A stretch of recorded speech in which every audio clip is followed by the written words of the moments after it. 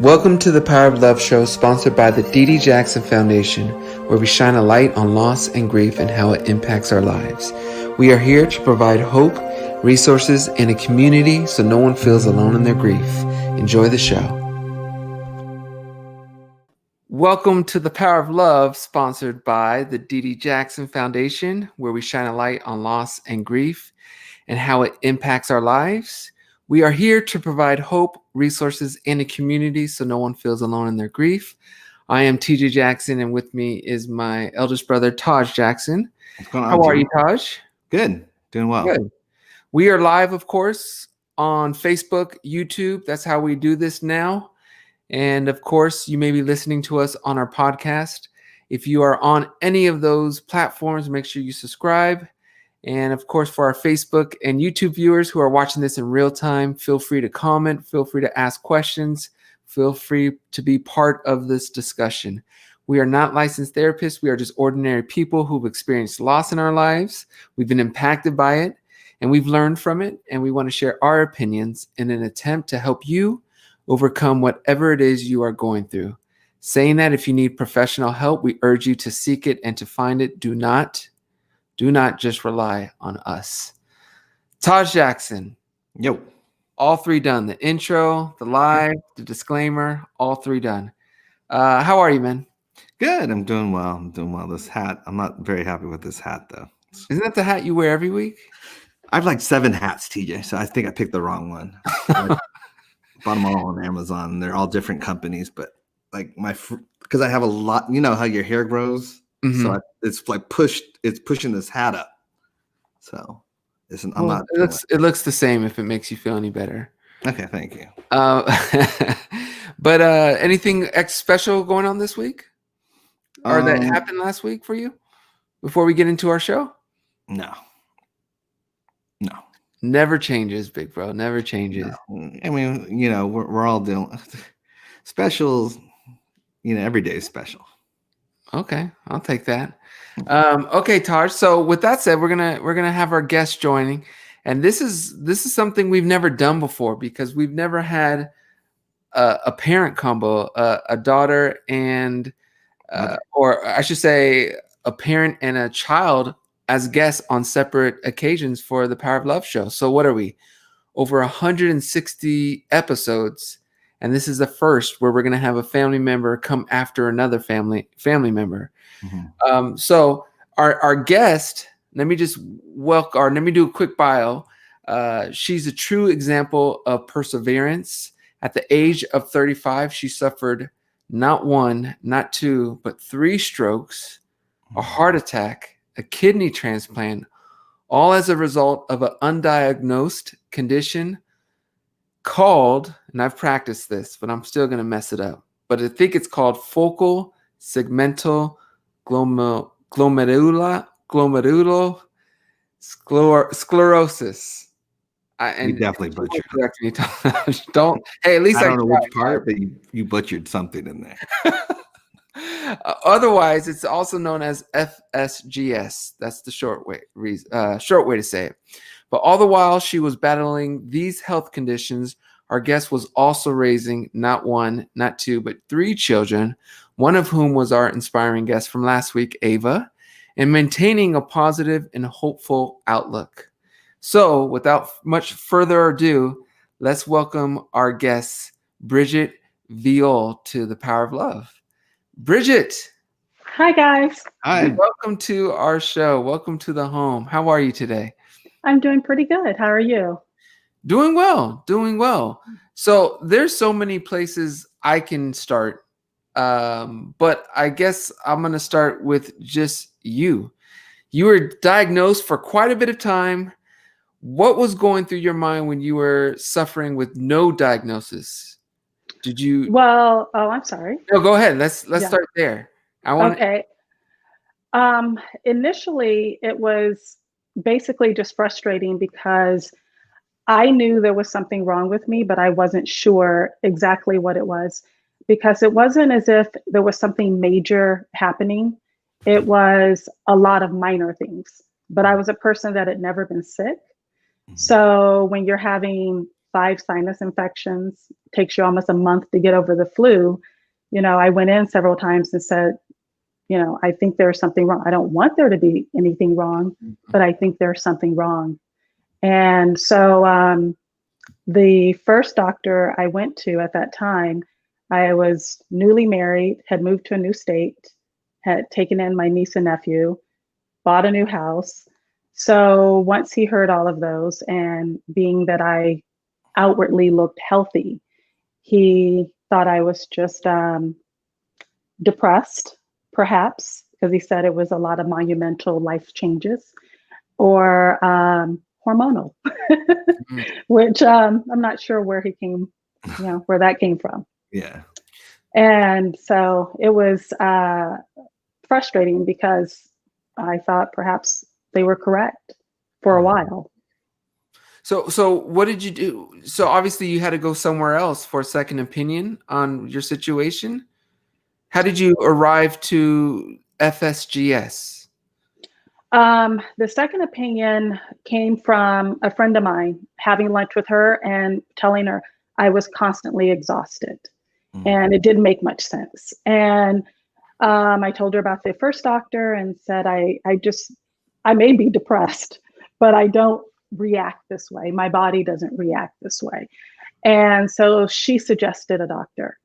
And I went to that doctor. And of course, when I'm sitting in there, she comes in and says, "Why are you here today?" Because like I said, outwardly, I looked fine. And of course, what did I do? I immediately burst into tears, started crying. And the first words out of my mouth were, "I'm not hormonal. I'm not depressed." And so, of course, she said, "Okay." And if I'm trying to get it together, and she's like, "Calm down." And she said the most incredible thing once I calmed down. She said, I believe you. Let's find the science to back up what you're feeling. And that was, just hearing that was a huge relief. And her next response was, "You know your body better than I do." Wow. And No, what I guess I kind of know this, but what gave you the motivation to continue to fight and to continue to go back to doctors who were continuously telling you it's depression or something like that? I was sick of being exhausted. That was a big part of it. One day the alarm went off and I was so tired. It took all my energy to go to the other side of the bed to turn it off. So I knew there was something. I knew there was something wrong, and something obviously was off. And it didn't stop with her. After she went through a series of tests, it was inconclusive. She just knew there was something wrong, and she suspected it was in my kidney. So that sent me to a specialist, a nephrologist. He did a series of tests and couldn't quite pinpoint what it was. So then I had to do a biopsy. And it was the waiting for the biopsy. I've been asked before, was I nervous while waiting? Honestly, I wasn't, because I didn't think there was anything wrong. I thought worst case scenario, I'd take a pill, but it didn't occur to me there was anything serious. So, yeah. Is FSGS, first of all, did I say the name right? No, I didn't. No. Bridget, what's the proper way to say the name? I still screw it up, but it's Focal Segmental Glomerulosclerosis. Try that 10 times fast. Glomerulosclerosis. Okay. And it took me a year. So it took me a year to learn how to say it. Yeah. So this led you to actually a kidney transplant, correct? Yes. There were a few hiccups along the way. Not immediately did I have the transplant. Initially, they tried to kill the disease that was attacking my kidneys. So I went through some pretty horrific treatments, to the point where I went to my doctor and just said, "I have to be honest with you, I'm done." Every other day I was sick. And I told him quality of life has to count for something. And he responded, "Well, you lasted longer than most." And I said, why didn't you tell me how horrible the treatment was? He said, you would have never done it. But I thought it was, given your age, it was worth a shot. So. And I know February 14th, which at least here in the States, I'm not sure if that's a global Valentine's Day, but it's connected somehow to the story. Would you like to share? Oh, sure. So when I first got my transplant, it didn't take well. I spent a month in a hospital, and every day the doctors would come and they look at my test results, and they weren't sure why it wasn't working. So I was constantly still doing dialysis while doing anti-rejection treatments were pretty horrific. And so in one of those treatments, I was pretty lucky to have someone with me every single day. So one of my coworkers was sitting with me while I was doing one of those treatments, and to say that you're exhausted is an understatement, how they leave you. So while I was having this treatment done, he was looking through my medical files, which are massive. They're about this big. So he's looking through my medical files and looking through the whole transplant part. And then he, calls my name and says, look at this. And initially, if I had the energy, I would have had a few choice words for him during that moment because I was so exhausted. And so I looked at it and he said, it's February 14th. And I was like, yeah, it's my birthday. And he's like, look at the year. And I looked at the year and I said, okay, well, they have the year wrong. And of course, doctors and hospitals don't get the year wrong, but I was a little bit out of it. And he said, no, that's the birthday of your donor. So my donor and I were born on the same day, Wow. 4 years apart. Yeah. Wow. Yeah. That's amazing. That's amazing. That's pretty incredible. Yeah, that's incredible. So 3 strokes, a heart attack, kidney transplant. This was all by the age of 35? Yeah. And I don't recommend strokes or heart attacks. Avoid them if you can. You stop this dog. You guys can keep talking. Why don't you just... Okay, so Tori has a great question, and she wants to know. I'm going to take Taj away so he can handle his dog. But through all this, how did you manage to stay positive? Because when health is involved, it's tough to find positivity. Honestly, it's not easy. I think you have to let yourself have those moments of. You're now in the middle. Okay. Well, you should be in the middle. Yeah. Sorry, Tori. But I think you have to let yourself have those moments of depression and those moments of sadness and those moments of feeling sorry for yourself. But you have to let it be a moment. You can't live in that space. At some point, you have to realize, why am I going through these treatments? Why am I taking these medications that make me so sick? And it's for one reason and one reason only, and it's to live.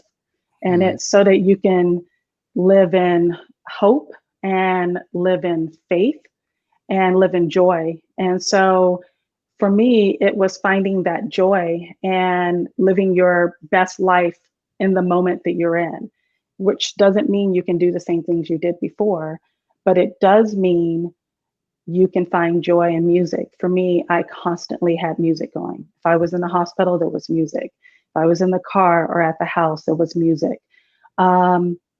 When I was in bed for long periods of time, cashmere pajamas are amazing. Candles. Yeah. I mean, it's honestly finding the joy in the little things in life. And sometimes you have to look at it or look for it, excuse me. Sometimes you have to edit people out of your life. I had very well-meaning people, but in that moment when I'm living in illness, I couldn't spend my life in every moment talking to certain people because the only thing they wanted to talk to was illness.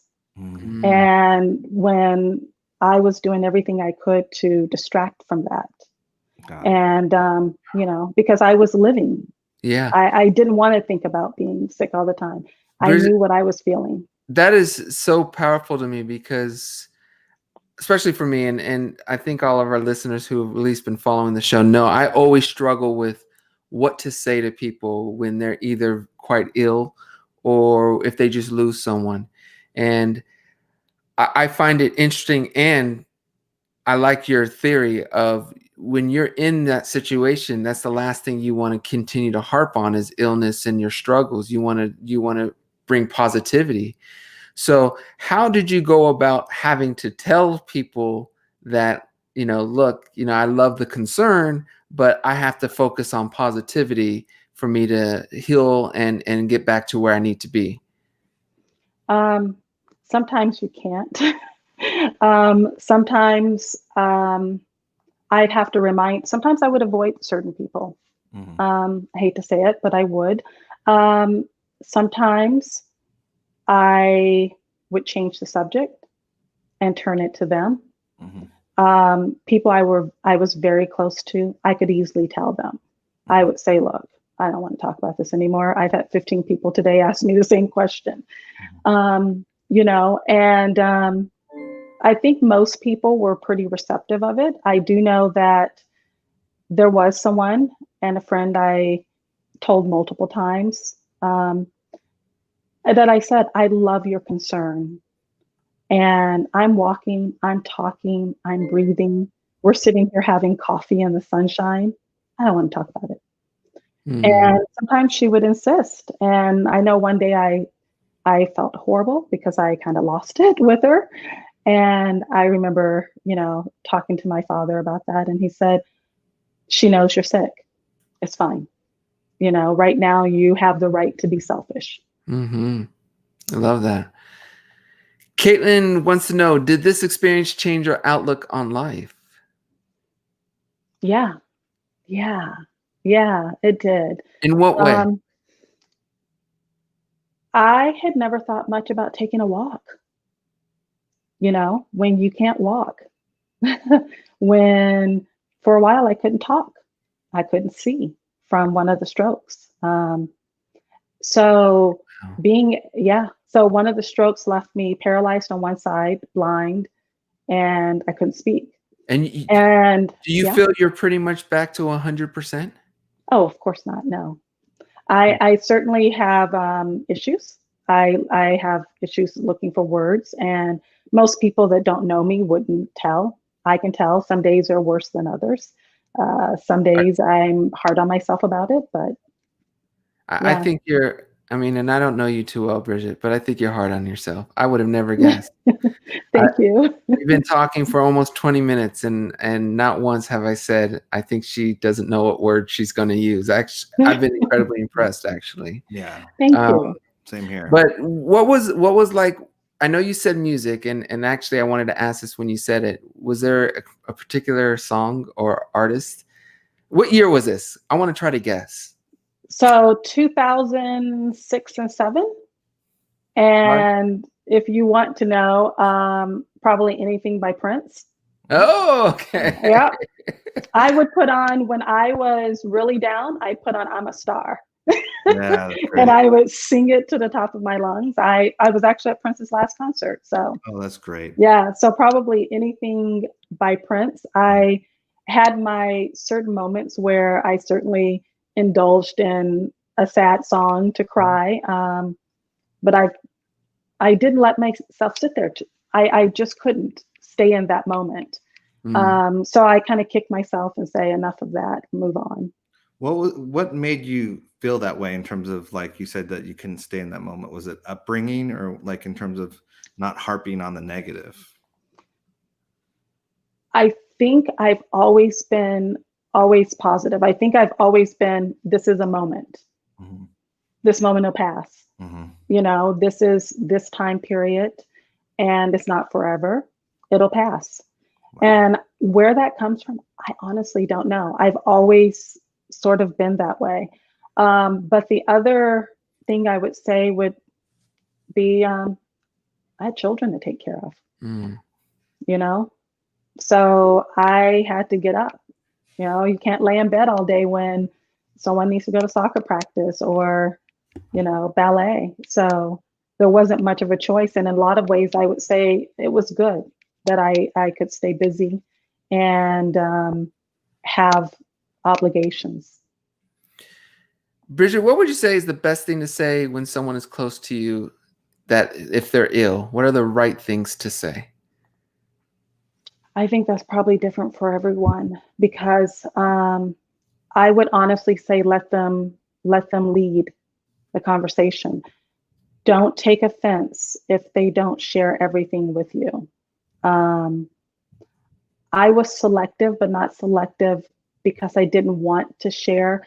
I personally had talked about it so much that if you caught me in the wrong moment, I didn't necessarily want to share that with you. I would also say sometimes you may have to push them. I was a person that probably would never ask for help. I rarely did. And I don't think that's always a positive, because I didn't allow myself to live and live in that trauma. I buried it a lot, and it always comes up in some form. And so you have to acknowledge, this is a trauma, and allow yourself the space to heal. And others have to give you that space to heal. But sometimes they have to give you a swift kick in the butt and say, you know what, pull yourself out of this. I think one of the best things a person can do versus say is simply be there with no expectations.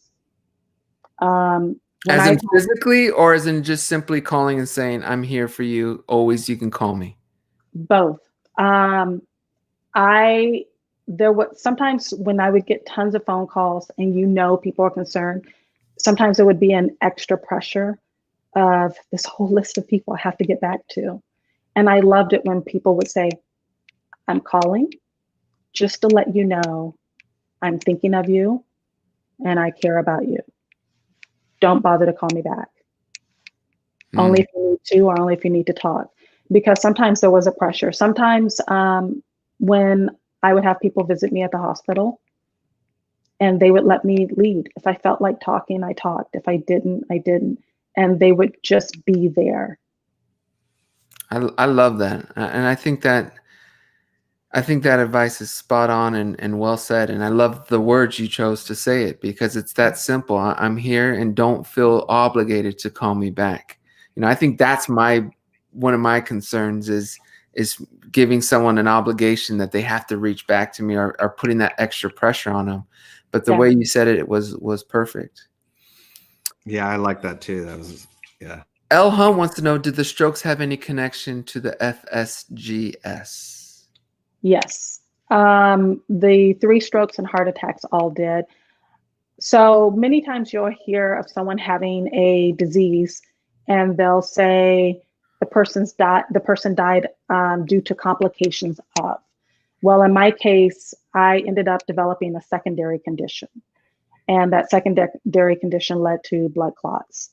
So I had 3 that went to my brain and 1 that went to my heart. You really are the definition of perseverance and strength. Or stubbornness. Either way you want to look at it. So I have a question real quick. Did you think of everything as, because you seem so not positive, but you were very strong-minded in terms of getting through each kind of roadblock. Did you look at them as tests, like especially like when you said like you lost at points speech or your eyesight? Did you think this is temporary, I'm going to get through it, or did you have days of like where you not pitied, but you were kind of like, I don't know if this is going to get better? Like, oh, definitely. Yeah. Oh, and you can use the word pity. There were some days I had some feeling sorry for myself. There was only one instance in which I thought, if this is how my life is going to be, I've had enough. And that was the 1 stroke in which I couldn't speak, and I couldn't, I could hear everything around me, but I couldn't communicate.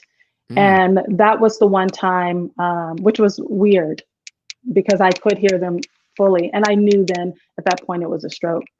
But that was probably the one time I felt the lowest. And there was a time period at the end of dialysis. I did 2 types of dialysis.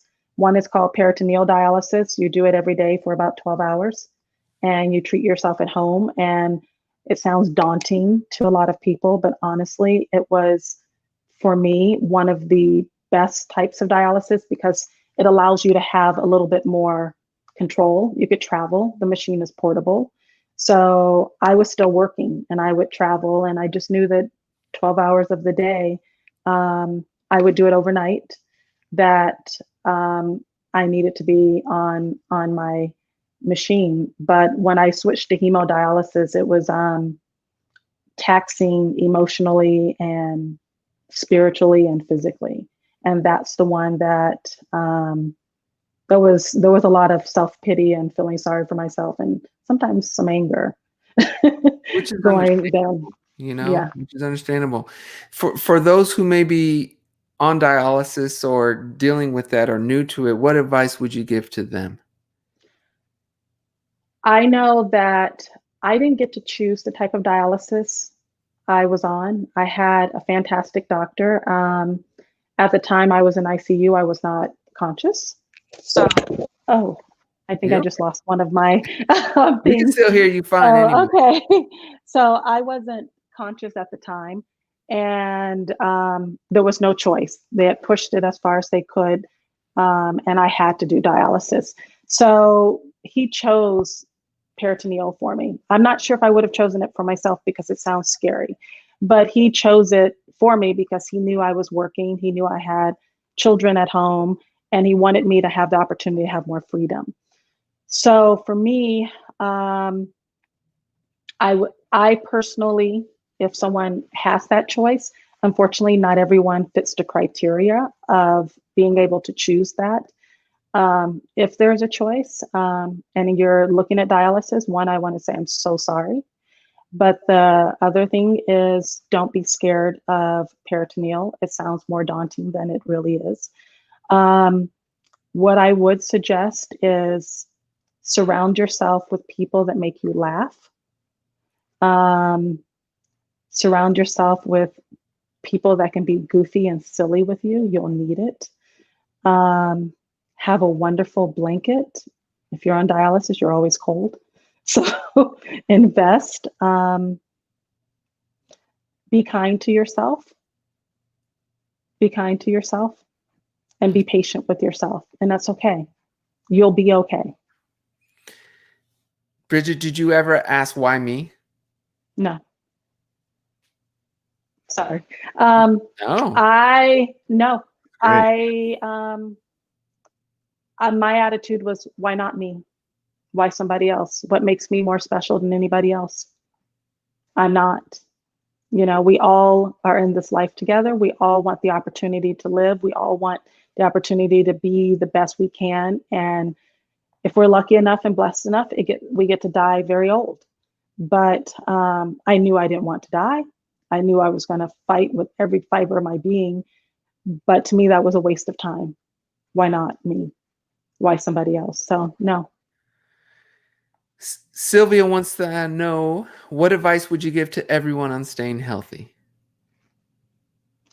Listen to your doctors, but more importantly, listen to your body. I'm partially responsible for the disease I shouldn't say the disease I have. That I couldn't help, but perhaps there was a chance if we had discovered it sooner to kill the disease, perhaps, because the one part that I didn't mention earlier is when I was in my 20s in college, I would have these chronic back pains. And I had been in 2 car accidents. I'm a good driver. I was hit both times. I was about to say, I don't know about that insurance bill or insurance premium. But one of them, I was rear-ended. The other one, I had a Jeep and someone sideswiped me in a Jeep and I flipped. And so after the second accident, I had physical therapy because I was having back issues. So when I would have these years of achiness in my back, I just always assumed it was from the accident. It never occurred to me that it was anything else. Now I was in my, obviously early 20s, so not sure if anybody really thinks anything is wrong with them at that age. But, I remember mentioning it to a doctor once, and he's like, oh, maybe you need more physical therapy. So, I would say, listen to your body. If something feels off, pursue it. If they come back and they say you're fine, then fantastic. The other thing I would say is, listen to your doctors. I was good at that about 90% of the time. Love Mary asks, were there any signs before you had the strokes? Yes. The first stroke, no. I had no idea what was happening. I was going into full kidney failure at the same time. So I didn't attribute anything to the stroke. I thought it was due to my kidney failure. The second stroke, preceding that stroke, I had about an entire, probably 2 days in which I did not feel well. And it sounds so dumb now, but at the time I remember at work and I'm looking at my computer screen and it didn't quite make sense. And I remember talking to a coworker and I could, for the most part, understand, but for some reason it was difficult for me to fully comprehend. And so I just assumed I'd had a long week. I wrapped up, I was driving home, and I called my nurse and told her my symptoms. And she's like, no, nothing's going on with your kidneys. Go to the emergency room. So I drove into the emergency room, and while sitting there, I was on the phone with coworkers, and I was like, well, they'll probably admit me because with my medical history, I get admitted for everything. And so I'm on the phone, and one of my coworkers said, I'll come, see you after work. Let me know the room. And at the time I was being wheeled in, I said, where am I going? And they said, ICU. And I said, I'm sick, but I don't feel that sick. Well, I should have known the fact that I had kind of blurry vision. I wasn't fully comprehending, but I was walking and talking. Wow. I didn't have anything else going on. I was walking and talking, and I was driving. So, Wow. it just didn't occur to me that it was anything else. Wow. Okay. Tori wants to know, what kind of role did your family play? Could you rely on them? And then how did they react? And she also asks, watching your daughter on last week's episode, I can bet she was resilient in supporting you. Oh, that's so sweet. I would say overall, yes, they were definitely supportive, but I had moved to a new state, so I was there with no family. I had some very good close friends, but there was no family there. Lots of phone calls and, of course, flights that, people came to visit. But that's probably why I felt like I had to be as tough as I was, because in some ways I felt like I was on my own. But Ava was, amazing. But at the same time, there was a lot of guilt because I didn't want or like her seeing me sick. And I probably pretended I wasn't as sick as I was. I had my niece and nephew living, with me at the time, and they're fantastic kids, adults now, but amazing. But I actually did a lot and way more than I should have on my own. Did you regret how you portrayed yourself to your kids? Yeah, in some ways, because I think probably kids can handle, of course, age appropriate more than we give them credit to handle. I think sometimes I probably made myself sicker than I should have been, pushing myself to do a lot of things for them. But I also know part of that came from when one of my closest and dearest friends' mother passed when she was young. And I remember asking her one day, what was your mother like? And her response was, I don't really remember, because my only memories of her were being in the hospital. So at that point, I was determined that if I don't live, if I don't make it, I want them to have memories of me other than sick. So it's a double-edged sword as to whether or not how much information I should have let them know, and how much I hid from them. Taj, anything before we close? First of all, incredibly impactful, and thank you again for joining us. Your daughter was brilliant, Ava, last week. You're brilliant. I commend you both, and think very highly of both of you. Taj, was there anything you want to say before we give Bridget her time? I had a question about, because you said about laughing and all that stuff. Did you have like a go-to movie, comedy movie or something that you would watch, or a TV show? Honestly, I can't think of one. That's a great question. I can't think of one offhand. I'm sure in that time period I did. I can tell you one thing I used to look forward to was Ellen. I would watch the show Ellen just because that was when she was still dancing at the beginning. Oh, okay. Yeah. And whatever reason, like that would make me happy. That uplifted. She'd put on a good song and stuff. I can't think of a go-to movie, but I have a lot of silly friends. Oh, okay. So you don't need movies when you have silly friends. Yeah. Yeah. So the key, as I take it, is you have to be upbeat. You have to try to bring positivity to the person or someone who may be in a similar situation. Just try to be uplifting. And Bridget, again, I thank you for joining us. I think so highly of both you and your daughter, and you guys are the symbol of strength and perseverance. Now, as I said, thing to say. Yes. What I took most from this, which is something that I learned, was I love that idea of, I just want to let you know that I'm thinking about you and I'm here if you need me, but you don't have to call me back, or you don't have to. That to me was something that I've said all those things, but that, because there is that obligation, almost like I have to respond to all these people and this and that. Yeah. And so that was something that I learned, that I was just like, wow, that's so powerful in itself, in a way, because it gives them permission, in that way. So thank you for sharing that. I think that's huge, and I think for me personally, that's something that always holds me back, is I don't want someone to feel obligated to have to spend time on me.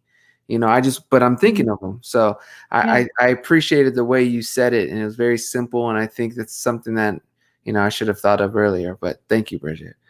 Oh, you're welcome. Bridget, as I said, it's your time. 30 seconds to up to a minute. Talk about whatever you want to talk about. It could be your favorite book, your favorite recipe, anything you want to talk about. Well, I think the one thing I want to leave your audience with, and I'm sure it probably doesn't pertain to them, but there are a lot of people walking around that look healthy and aren't. There are a lot of people walking around who are immune suppressant, and I'm one of those people. So if you could, wear your mask, wash your hands, and keep your distance, because I was given this beautiful gift by this incredible family of life. And it would be a shame if people like me lost it due to a virus. So that's all I have to say, Ian. I love it. Well said. Bridget VIOHL, thank you so much for joining us. To everyone out there in the DDJF community, thank you guys. Of course, you guys can always go to ddjf.org for more information. This has been the Power of Love show, and we want to thank you guys for watching, and we will see you next week, Wednesday at 1 p.m. Take care.